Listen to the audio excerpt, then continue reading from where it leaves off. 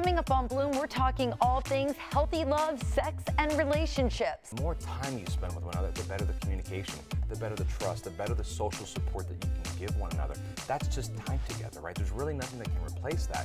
So the more time we spend independently, we get used to life without our partner.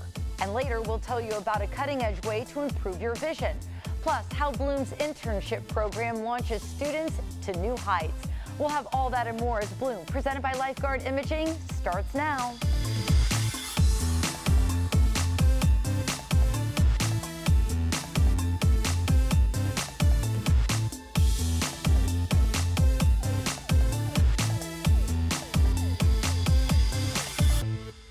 I'm Gayle Guyardo. Welcome to Bloom, presented by Lifeguard Imaging. We are talking healthy love today and spicing things up with top Tampa sex therapist, Dr. Gina Midyett. It is so great to see you. Thank you. So great to be here. So again, this is going to be an adult conversation. So if you have little ones in the room, now would be the time to get them out. But anyways, let's dive right into this. And it starts with desire. And a lot of people want to know, is my sexual desire normal? Right, and sex starts in the mind. So sexual desire really is a mind thing. So you really have to make sure if you're having low sexual desire and you went to the doctor, you got checked, your hormones got checked, everything's normal, but you're still not feeling it, think about what's going on in your life. Are you stressed out? Is something going on in your relationship? And once you figure out that and your mind's in a good place, your sex drive will come back up. And this next question, I think a lot of people wrestle with, whether they're new in a relationship or especially if they've been in a relationship long term. How can I improve my sexual performance? Yeah, so sexual performance is about communication. So everybody has maybe these expectations on how they should be performing, how long, how often, but it really is about what you want in your relationship. You know, how much do you want it with that certain person you're with? So communicating with your partner about that, finding out that you're both on the same page, or maybe you're not on the same page, but once you work on those little kinks, then you'll be fine. Okay, another common question that Dr. Gina gets a lot: how do I communicate my sexual needs to my partner? Yes, well, that's a huge one because there's a lot of shame sometimes behind sex and you're embarrassed to talk about it. But if there's something that's really bothering you, just talk about it, just be vulnerable. And that's a hard thing to be, but just tell them what you're feeling, what you need, and just be honest. Look, I'm not feeling it, or I want you to do a little more of this or a little less of that, and just be open and honest, and you'll have great communication and great sex. Okay, good to know. Now, this next one I think is kind of interesting. It kind of is associated with the first one we asked, but what do you do if you have low libido? Okay, yeah, so the first thing we talked about was the mind, but if you have low libido, number one is go get checked, because there could be a problem with your hormones, and that is something that can be easily fixed. And there's also so many medications for men and for women that can help with that. But again, if you did all of that and everything's physically fine, low libido, check your mind. Go talk to therapists, talk to your partner. Maybe you need something more exciting in your relationship. You know, maybe you need to do a little more role playing or just try different positions or different experiences. Yeah, because I was wondering too, you know, a lot of people are doing this hormone replenishment, and if both people aren't doing it, you might have the wife who's now super sexually charged and the husband's kind of trying playing catch up, or vice versa. I mean, you almost need to get on the same playing field with that as well. And it's great that you brought that up, because we think of hormone replacement just for men, but you're right. A lot of times, especially nowadays, women are getting on hormones and they're more sexual than ever. And I'm noticing a trend in my office is that a lot of women have the high sex drive and the men have the low sex drive. So if that's the case, you're right. You both have to be on the same plan. Yeah, because if as a guy gets older, he gets in his late 40s, 50s, naturally their libido goes down, and if women are staying on top of it, that could create a problem in the bedroom. It does, absolutely. And then women start feeling, is there something wrong with me? Why don't you want me? But it really isn't about that. It's about both of you are just probably not on the same medical plan. Okay, all right. Now this next question is, how do I navigate sexual orientation or gender identity concerns? Yeah, so I get that question a lot. You know, there's a lot of people that come to me and say, I just don't know what my sexual orientation is, you know, what's going on. You know, that's just something that you just have to be really honest with yourself. I've had cases of couples that have come in and they're not having any sex at all. And at the end of the day, it ended up being one of them had a different sexual orientation. You know, they thought they were straight, but they weren't straight. So I think it's important to explore that if you're feeling that struggle, to really be honest with yourself, because you don't want to live an unhappy life. And on the flip side, you might be, thinking that hey, maybe I could go in this direction, but it might just be a fantasy and you really are heterosexual. Absolutely. So there's situations like that where they're just fantasies, and fantasies are okay, and a lot of people have shame on fantasies as well. Maybe you just wanted to think about it or watch it or talk about it, but it doesn't mean you want to actually engage in those acts, and that's okay. All right, next up, this is a big question that I'm sure you get a lot. How do I recover from sexual trauma or past negative experiences? And again, we are going over questions that Dr. Gina gets a lot from her patients. Yes, so a lot of times I get people that come to my office because they're not having good sexual experiences. And as I dig deep with them, I realize there's a lot of trauma that's going on. There was sexual trauma in their past and they haven't healed from it. So the way you navigate this is, first of all, you need to go to a professional because it's a very sensitive topic, and you could get re-traumatized. So what you do is you go to therapy, we talk about it, slowly bring it out, and learn to desensitize the trauma for you so you can start healing from it and have better sexual experiences with your partner. Okay, the next question are, what are healthy boundaries in a sexual relationship? Yeah, so this question I get with a lot of couples that want to explore things like more dominance or more S&M type of role playing, right? So with boundaries, it's important that you have code words that okay, we can try this, but I don't want you to go too far. Or if I feel like I'm uncomfortable and I say no, you need to stop. So those boundaries are very important so that you can keep the trust in a relationship. Like the SNL thing, cacao. Yeah, exactly. Have a safe word. Here's another question. How can I reignite the spark in my long-term relationship?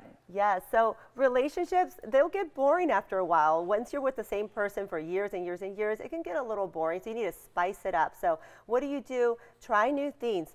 Outfits, role plays, different locations, talk about it, have fun with it. Sex shouldn't be boring. It should be fun and exciting, and it shouldn't be a chore. I get that from a lot of people. Oh, but it's just a chore, I'm so tired. So that's okay, you don't have to do it every day, but set aside a time when maybe you have children and you don't have the time. Put your kids to sleep and then do it and have fun with it. Now, are there resources available for people if they want to educate themselves about sexual health and not have it be something like pornography, which is, we've had a lot of experts come on and say that's not realistic. Right, and it's not realistic. And I think that we get unrealistic expectations when we watch too much pornography. Yes, there are resources. If you go online, there's a lot of different websites. You can just Google, sexual resources, sexual education. Obviously, going to a sex therapist doesn't have to be me, but any sex therapist would be able to help a couple or an individual with how to have healthier sex life. All right. Any other things that you would like to share, Dr. Gina? I think the main thing is to take the stigma away from sex. We live in a world now that there's so many resources. I mean, you just go on social media, you can find many answers and many ideas. I think it's just taking away the shame, being able to communicate with your partner, because sex is very important, especially in a relationship. All right, Dr. Gina, thank you so much as always. Thank you. And we're going to share Dr. Gina's advice on BloomTampaBay.com. And Dr. Gina worked alongside our Bloom Tampa Bay digital reporter and producer, Brody Waddell, on an article trending right now about how to break free of sexual shame and guilt. Brody is joining us with his point of view when Bloom returns.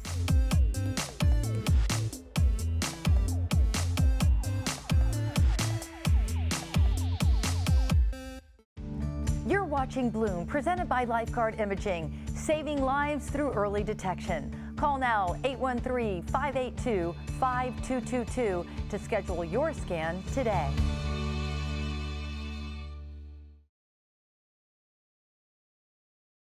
Living the Tampa Bay lifestyle means enjoying the sand, sun, and outdoors fun. So get out, get active, and nurture those healthy habits. Hey there, I'm Gayle, Guyardo, host of Bloom. Now there's a new all-inclusive place with everything you need to shape your lifestyle, boost your health, and improve your wellness. BloomTampaBay.com, Tampa Bay's premier health and wellness website, made to help you feel good. Whether you're a fitness fanatic, beauty buff, or just want to take your first step towards positive change, this free website is for you. See the Bay Area's hottest fitness products, the latest workout crazes, and learn nutrition tips from the experts. Plus, discover local events and experiences designed with your well-being in mind. Cultivate a healthy mind, body, and soul. Check out bloomtampabay.com, your local health and wellness website. That's bloomtampabay.com. We are back with Bloom's Healthy Love Edition. Top Tampa sex therapist and host of her podcast, Mental Intimacy, Dr. Gina Midyett, and Bloom Tampa Bay digital reporter and producer, Brody Waddell, join forces to roll out an article about how to break free of sexual shame and guilt. Brody, Dr. Gina, thank you again for joining us and sharing this incredible article. Thank you for having us. And we do want to, again, for all of you listening, we are going to be doing some adult conversation right now. So you have little ones in the room, now would be the time to distract them or usher them into the next room. So Brody, talk to me a little bit about this article and, you know, what's at the main center of it? Yeah, we really wanted to dive into what is sexual shame and guilt. How does it affect like our sort of interpersonal relationships, and where does it come from, more importantly?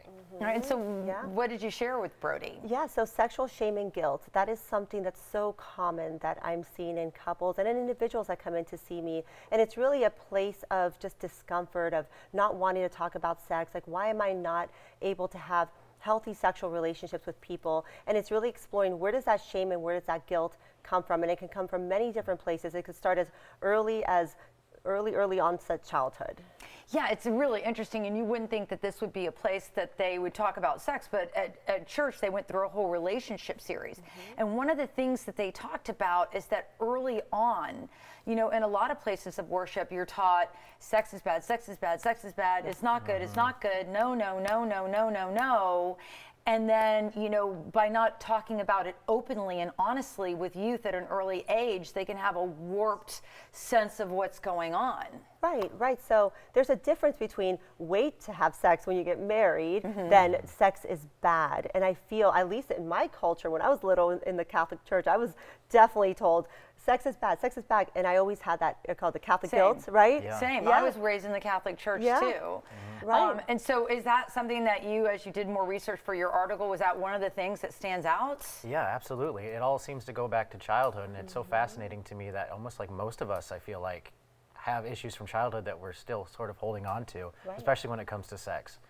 Right. Yeah, and so how do you break free of this? Because again, I think when it's rooted in childhood, you know, it's hard to get that wiring to change up. Yeah, so the way you work on that is just like any message that we received in childhood, it is conditioned in our subconscious mind. So we need to bring it out to the conscious level and start changing it, start challenging it.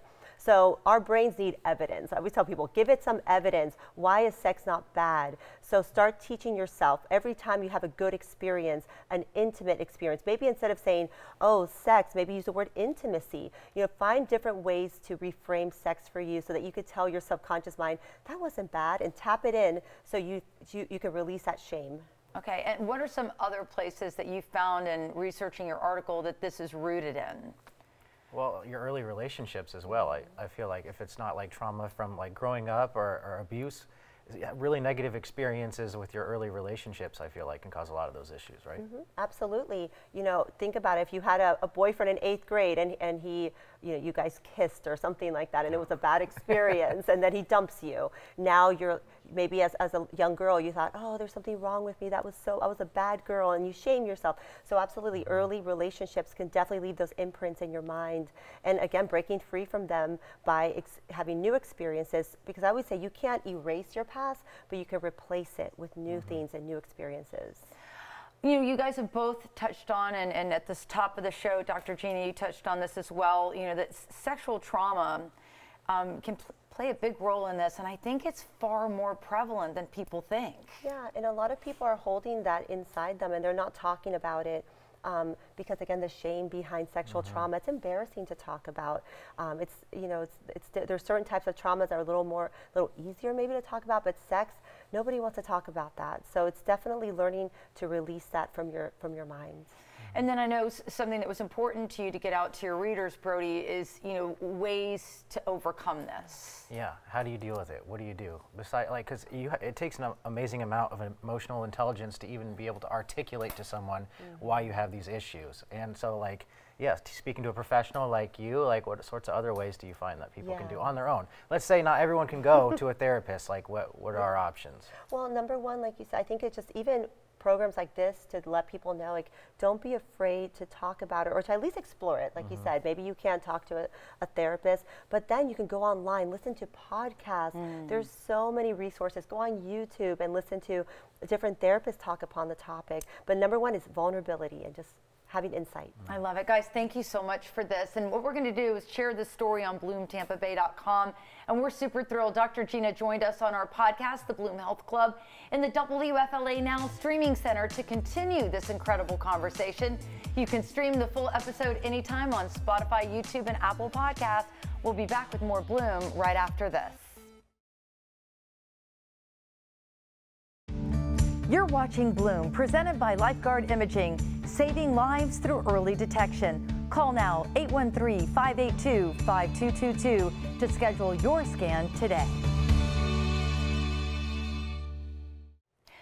Welcome back. Prioritizing self-care and seeking partners who share a commitment to emotional health are just some of the 2024 love trends. Here to break it down for us is behavioral scientist and the author of 7 Layers of Successful Relationships, Dr. Gino Calora. Dr. Gino, as always, it's so great to see you. Oh, it's such a pleasure, Gayle. So this is interesting. We're looking at, you know, trends, and one of them is living apart together, as well as parallel playtime. What are those? All right.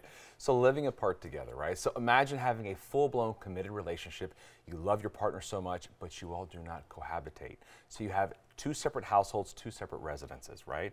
And a parallel playtime is, look, we may not have to go out and do things together collectively, right? But we can both sit on the couch. You can read your book. I can watch YouTube, put some headphones in, right? We're doing individual activities, not together, but we are at least sharing the space together, right? These are trends that over the past 15 years, both have been on the rise increasingly. Okay, I get the second one. And my husband might be watching hockey and I'm watching Netflix, but we're sitting in the same bed and we're together, and I love that. It makes me feel comfy because he's right there. Yes. But this living apart thing, and I'm hearing it's way more common than I thought. I mean, people will have 2 houses right next to each other sometimes, or a short drive away. Is that healthy for a relationship? So this is where it gets interesting, right? Because no one relationship is the same, right? So different people have different interpretations of what health, and most importantly, independence. How important is being independent to the individual person, right? Some couples love doing everything collectively, right? We want to be together the entire time. We want to grow together, experience adversities together. Others say, you know what? You're your own person. I'm my own person. And we're literally physically going to live separate lives. Doesn't mean I don't love you and you don't love me, but we really want to foster a different kind of independence, right? So is it right or is it wrong? Can't say, all right? Whatever works and whatever is happy for that individual couple. But what I can tell you is these trends that we continue to see, believe it or not, Gayle, you are seeing it mostly in senior citizen populations. You are seeing couples as they get older want to have their own space, want to create a new sense of individuality because they have spent so much time with their partner throughout the years. They want a refresher of what it's like to be alone, right? So it doesn't mean they don't love their partner, but they do want that independent quality time. This whole segment is making me realize just how needy I am. I can't envision this in my life, but as you said, to each his own, and what works for your relationship works. Are there any risks involved with doing this? So unfortunately, yes, right? And so here's the thing. When you are in a committed relationship, right, look, the more time you spend with one another, the better the communication, the better the trust, the better the social support that you can give one another. That's just time together, right? There's really nothing that can replace that. So the more time we spend independently, we get used to life without our partner. And if your partner truly is that important to you, you don't want to experience life without them all the time. Is it important to have independence? Of course it is. But how much do you want? Right? Because again, the whole entire purpose of a relationship is commitment and growth together. In order to have commitment and growth together, you have to be together. So that is the risk. So let's go back to some of the other ones that we were talking about earlier, and that is this whole movement of self-care and trying to choose a partner that you are emotionally connected with from the get-go. Instead of growing together, try to find somebody with the same kind of like emotional needs. Yeah, absolutely, right? And so this is where having a complementary partner, so someone who can pick you up when you're down and vice versa, that's important. But here's the thing. To negate growth together, look, growth requires what? Adversity. You have to go through challenges together. You have to be able to experience hardship together. That's what makes you tougher and stronger and more resilient. So to not have that, are you doing your relationship a bit of a disservice? Absolutely you are. But again, there's many ways to cut a pie to happiness. So it just depends on what it is that makes you happy, your partner happy, and collectively what makes you both happy. Now, I know you individually coach a lot of people on all aspects of life, not just relationships, even though that is one of your specialties. Are you seeing any trends that we should know about? You know, one of the biggest things that I am finding, there are gaps in communication that are happening within relationships, and most importantly, the relationship that individuals have with themselves. Now, what do I mean by that? In order to be able to take a step back from all the noise society is pushing on us, you have to really have a different level of confidence, a different level of belief in who you are, and what you're capable of, and what you need, not just here, but with someone you're going to choose to spend your life with. So yes, I would tell you the past 7 years, I have been spending an immense amount of time helping people bolster that ability to really listen and dive into who they are as an individual, because it's becoming more and more difficult. It is becoming more and more difficult, and if you don't have a handle on that, then you're going to start relying heavily on the other person to complete you, and that could be a recipe for disaster. Big time, right? So over-dependence is never a good thing, right? It's important to have that idea, I can trust my partner, they're going to be there for me, but at the same time, to look at them for every waking need that I have, it's not fair to them, and it's not fair to you. You're doing yourself a huge disservice, but you have to identify and manage that within your life. Very interesting stuff. Dr. Chino, as always, it's such a pleasure seeing you. Thank you so much, Gayle. You too. We're going to share Dr. Chino's advice on BloomTampaBay.com. And before we go to break, it's time for today's Bloom Trivia question. What is the most popular dating app in the U.S.? Bumble, Tinder, or Plenty of Fish? We'll have the answer later on Bloom.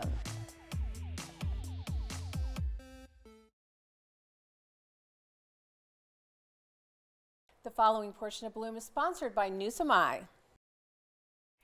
We've been hearing a lot about the light adjustable procedure, a cutting-edge surgery done right here in Tampa at Newsome Eye.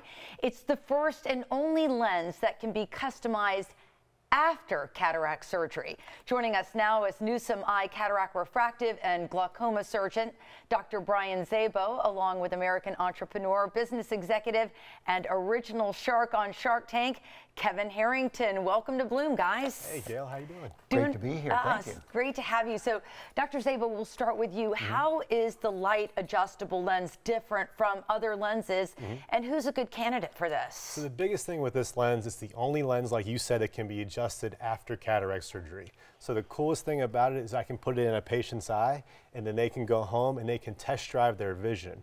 And then they come back in and they say, hey, doc, I need more distance vision, I need more near vision. And I can literally go back in with light and adjust it to give them exactly what they want. And Kevin, who's been on our show many times, an original shark on the popular series Shark Tank, but you're here today as a patient of Newsome Eyes. Yes, because I had the cataract surgery done, and it was a terrible story. One of my relatives had cataract surgery, and the surgery didn't work well, and they had to have it all redone. Whereas with this cataract surgery, the lenses are adjustable, so after they put them in, I wanted to be a little bit better on the reading side, so they went in and adjusted those with the lenses in my eyes. These are like bionic eyes now, so it's just like having lenses in your eyes that can be adjusted at the time that they install them, and then I'm off to the races now. I can read close up. I haven't been able to read for 25 years, and I read like a hawk now.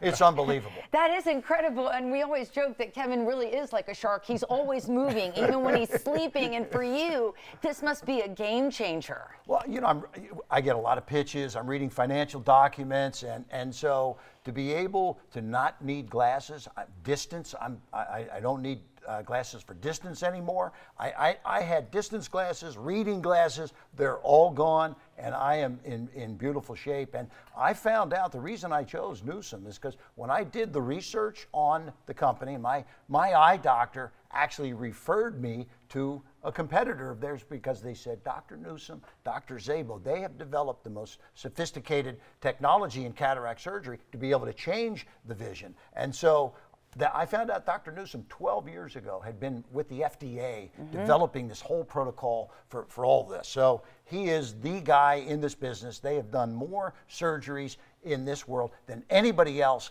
in America, and I think in the world, actually. For the adjustable lens. Yes. Yeah, Dr. Szabo, that's what brought you to Tampa, Florida, is because to work under an umbrella of a doctor that was doing this from the very beginning. Right, that's the whole reason I came to the area and to study with Dr. Newsom to learn how to use this exact lens that we put in Kevin's eye. Because I truly think it's the future of cataract surgery because I can adjust it afterwards to really give the patient exactly what they want. Yeah. Why take the chance that and when you get the cataract surgery done, that the lens doesn't work and it's wrong and they've got to go back and redo it, whereas with the LAL, the adjustable, you can change it just to the needs of your particular situation. It's awesome. Remarkable. Yeah. Hey, thanks, Kevin, for sharing your story. I know it really helps our viewers to hear a first-hand account from a patient. Dr. Szabo, as always, it's a pleasure seeing you. Thanks for having us. And you can visit newsomeye.com or call 813-908-2020, that's 2020, to schedule your appointment today. We'll be back with more Bloom right after this. The preceding portion of Bloom was sponsored by Newsom Eye. You're watching Bloom, presented by Lifeguard Imaging. We begin where your checkup ends. Call now, 813-582-5222 to schedule your scan today. Welcome back to Bloom. Dating apps like Bumble say 2024 is set to be the year of self, with more people looking inward and what they value and want out of a partnership. Joining me now with more certified life coach and matchmaker, Dr. Nancy Wall. Dr. Wall, welcome to Bloom. Hi there. Thank you so much for having me. So we talk a lot about healthy dating today, but it's harder than ever before. Yeah, 47% of Americans are saying now that dating is a lot more difficult than it was 10 years ago because of scams, because people just aren't upfront and honest, because sometimes the people aren't even people. And we're talking about finding love on dating apps, which I did not realize have taken a tumble. They're not as popular as they used to be. No, a lot of these companies, Bumble, Match Group, are reporting a decrease in people using their apps just because of these scams and people finding other means because they don't trust the apps anymore because it's risky. Well, I think the apps started off really well intended. You know, you try to find like-minded people. I've met a lot of people that have met through dating apps, but now, you know, I hear more and more complaints of people just want to hook up. They take advantage, you know, it's a prime spot for scams. So how do people find love in 2024? Yeah. So there are a lot of different ways. Some people are still using the apps, which is fine. Get out there, be ready to date. Put yourself in your best position to be attractive to other people.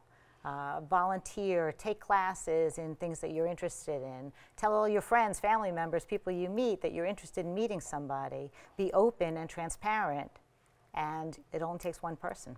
It only takes one person. That's a good idea. So I like that.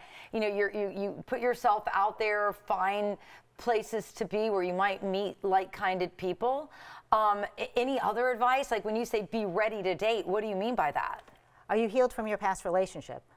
When you talk about a past relationship or a breakup that you had, are you still emotional? Are you crying? You know, are tears coming to your eyes? Do you feel you're in the best physical shape and mental shape to be able to meet somebody? Are you open to meeting somebody and knowing what kind of relationship you're really looking for? Are you looking for a committed relationship? Are you looking for marriage? What really are your goals? And put those out there so that you are ready and you're finding and attracting the right person. And how do you define healthy goals? That's something that I work with my clients on to really see what's healthy for them. A lot of times people go directly to the opposite extreme of the person that they were with before, the relationship they had before. And that's not necessarily healthy. We see that a lot with people in Hollywood. And so it's really a matter of honing in on what's going to work for you and why are those things so important. You know, religion, family, age, you know, the height of the person is probably not as important. How much that person's actually making is probably not as important. But if you're allergic to animals, then you probably don't want someone who's a veterinarian. Right. You know, if religion is really important. So really honing in on those things, your must-haves or must-not-haves. So what is it like being a modern day matchmaker? Oh, it's great. It's wonderful. I'm passionate about helping singles connect, but it's a hard job. It's a matter of really finding the right people based on that balance and making sure that people understand what's going to be best for them. Where do you see people going wrong when they go into the dating world? They're out there, they think everybody is the right person for them. They're going out, they're being very vulnerable. They're being very open, sharing their whole life history, which isn't necessarily the most best way to meet somebody. So when you do go out on that first date, you know, are you saying keep it a little bit more surface? They don't need to know everything about you on date one. That's right. Don't be an open book totally, but definitely those things that you've decided are most critical, most important for you in a partner, put those on the table. Why waste your time? Why waste the other person's time? Actually, people appreciate the honesty, even though it might be hurtful at the beginning, because there might be the attraction there or something else. If you are honest and open with the person, it really helps. And that person might know somebody. If they're not right for you, they might know somebody else and introduce you to somebody based on what you've shared with them. That's happened? Absolutely, it's happened. That's really, really interesting. So you're saying be authentic on that first date. Kind of lay out, you know, what your hopes and dreams are for a relationship. Just don't go overboard. Don't scare the person and don't make it an interview. Don't make it an interrogation. Have a nice conversation and really go into it meeting somebody who could be a nice new single friend for I like you. that, like a wingman of sorts. Exactly. All exactly. right, all right. It's such a pleasure catching up with you. Thanks for joining us on Bloom. Thank you so much. And we're going to share Dr. Nancy Wall's tips on BloomTampaBay.com. And up next, get a behind-the-scenes look at Bloom's expansive internship program and see firsthand the incredible work one of our past interns is doing when Bloom returns.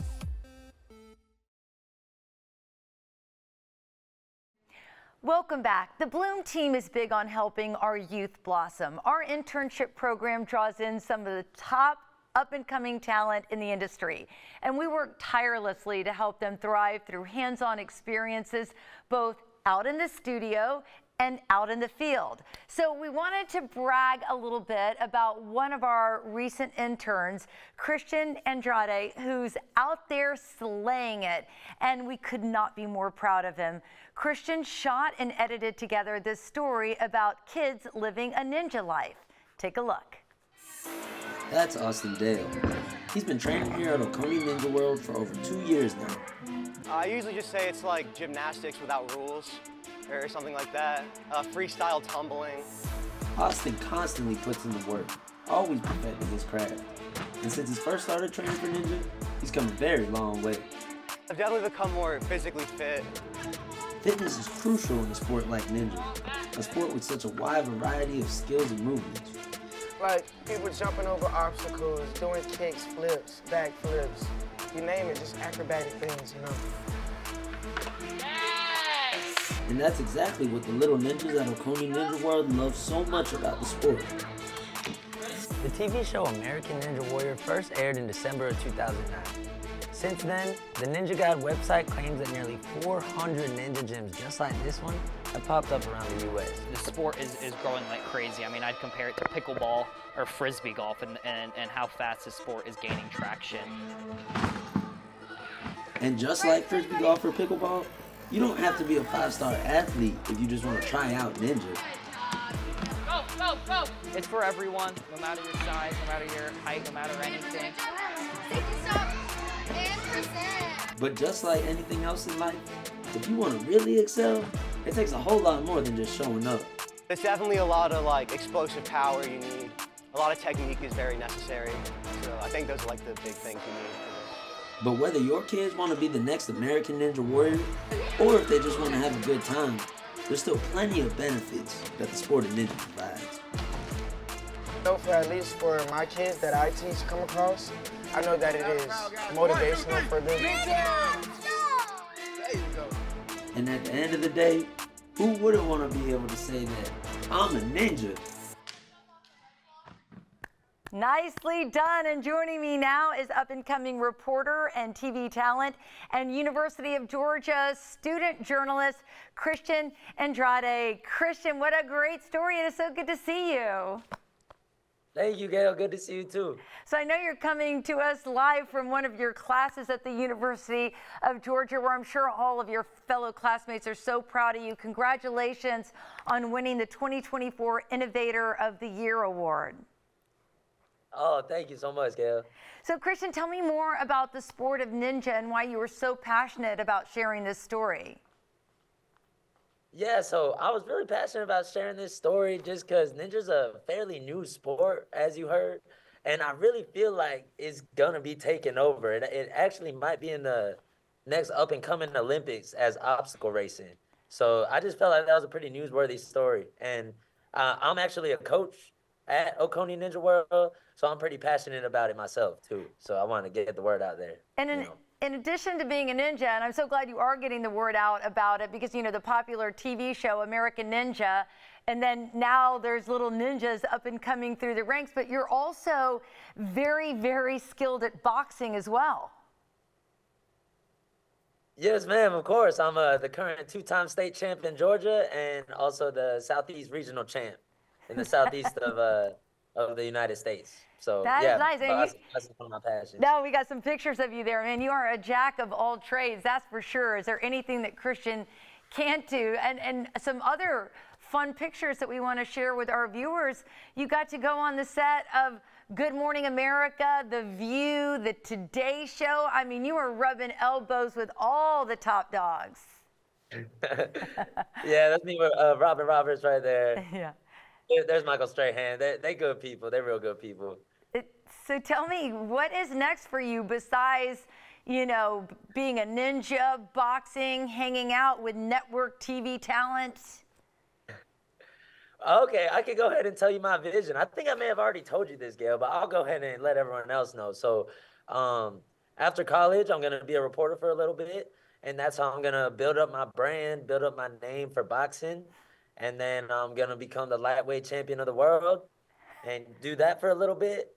And then I'll probably go win American Ninja Warrior at some point too. But yeah, I'll be doing news along the way. I love reporting. That's my thing. So yeah. Oh, I love it, Christian. Well, you've got a lot of drive. You were an amazing intern for us here at Bloom, and all of us on the Bloom team are so incredibly proud of you. So thanks for joining us today. Thank you for having me, Gayle. Miss y'all. We miss you too. We're going to share Christian's story on BloomTampaBay.com. We'll be back with more Bloom right after this.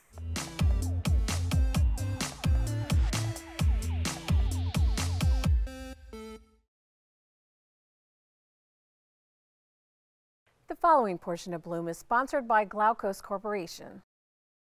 There is a progressive eye disease called keratoconus, or KC, that can lead to significant vision loss if left undiagnosed and untreated.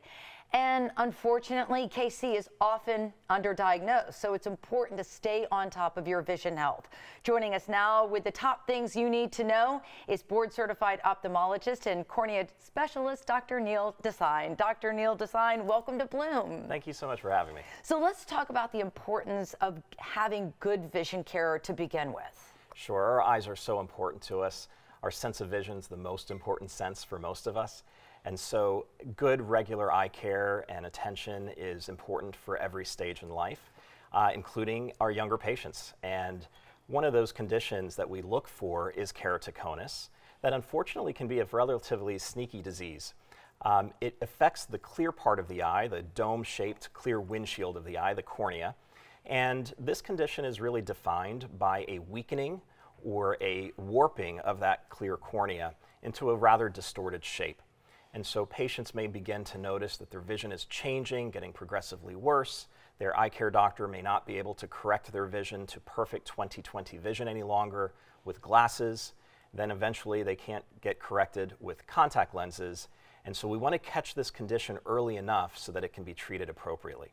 And this is something that you specialize in, even bringing it FDA approval here in the United States. That's right. We're very proud, my practice, the Eye Institute of West Florida here in Tampa, partnered with the American European Congress of Ophthalmology back in 2015 to bring this treatment, this vision-saving treatment, here to the United States. It had been performed abroad for about 40 years, but it took a lot of work and some collaboration with these different organizations, including Avidro, the company, and Glaukos, the company that manufactures this device and this treatment, to bring it here and make it available to patients here in the U.S. Now, what if this is left untreated or undiagnosed? It's a great question.